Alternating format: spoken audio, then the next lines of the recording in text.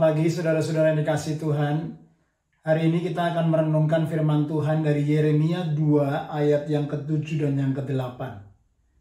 Aku telah membawa kamu ke tanah yang subur untuk menikmati buahnya dan segala yang baik daripadanya. Tetapi segera setelah kamu masuk, kamu menajiskan tanahku. Tanah milikku telah kamu buat menjadi kekejian. Para imam tidak lagi bertanya, di manakah Tuhan? Orang-orang yang melaksanakan hukum tidak mengenal aku lagi.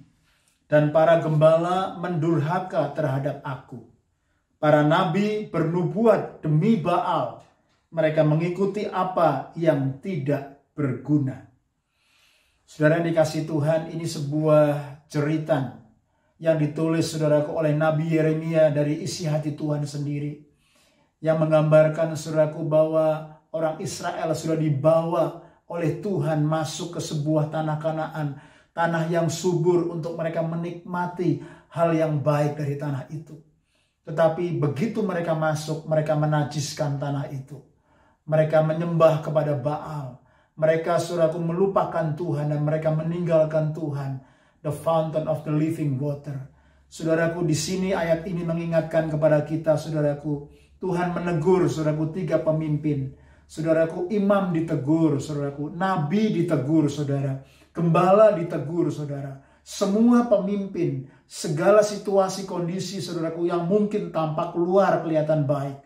Tetapi Tuhan melihat kedalaman hati. Saudara, itu sebabnya hari ini kita mau kembali menguji dan melihat hati kita. Apakah hati kita masih mengasihi Tuhan? Apakah hati kita masih melekat kepada Tuhan? Atau setelah kita menerima semua berkat dan pertolongan Tuhan, kita sedemikian begitu mudahnya melupakan Dia dan meninggalkan Dia. Hari ini saya ingin memanggil setiap kita kembali kepada hati Tuhan. Kembali menjaga rohani kita menjadi rohani yang kuat, rohani yang sehat, rohani yang menyala-nyala, rohani yang berkobar-kobar.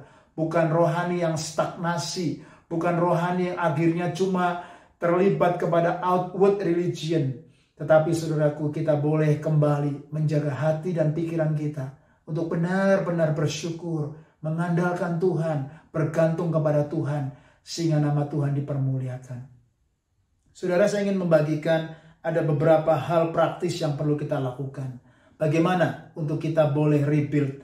Yang pertama, kita perlu recognize, sadari bahwa hidup kita, saudaraku, adalah sia-sia di luar Tuhan. Kalau kita mau mencari kepuasan di luar Tuhan, maka akan sia-sia.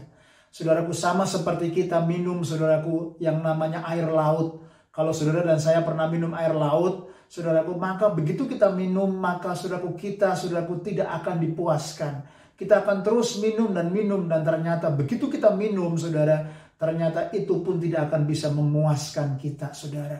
Itulah kesia-siaan. Kita perlu recognize. Lalu yang kedua, kita perlu repent. Kita perlu, saudaraku, bertobat dari semua jalan-jalan kita yang salah. Dari semua pemberontakan kita. Dari hati kita yang sudah menjadi tawar dan stagnasi. Dan kita, saudaraku, tidak lagi bergantung kepada Tuhan. Lalu yang ketiga, kita mau renew. Kita mau membaharui, saudaraku, hati kita.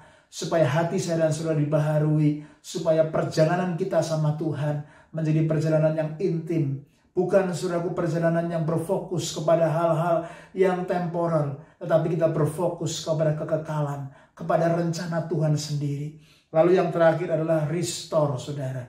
Ya, kita mau supaya Tuhan restore the right relationship, saudaraku, dalam hidup kita. Supaya, saudaraku, hati saya dan saudara mengalami personal revival every day. Karena tanpa personal revival, maka kita akan mudah sekali mengalami kompromi dan stagnasi.